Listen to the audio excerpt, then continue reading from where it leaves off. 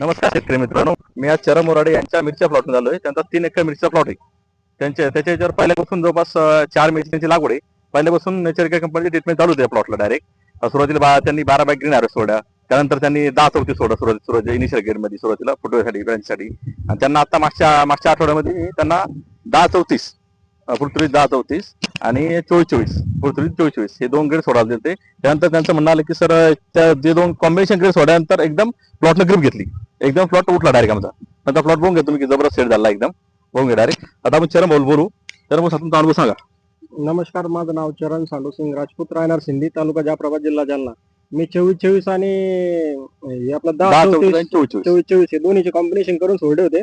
तर ते सोडल्यापासून मिरची एकदम अशी काळी खप झाली आणि मिरची अशी उठायला लागली चांगली. हे बघून घ्या डायरेक्ट.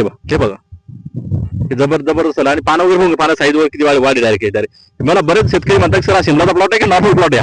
हा नॉर्मल प्लॉट आहे. नॉर्मल प्लॉट जबरदस्त आले नेचर केअरचे पूर्ण प्लॉट एकदम जबरदस्त कंडिशन मध्ये.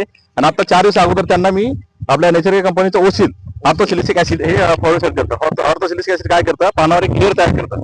त्यांना रस किडी जे अटॅक येतो ना तो अटॅक कमी होतो डायरेक्ट. म्हणजे त्यांना रस वर जात नाही त्या किडींना.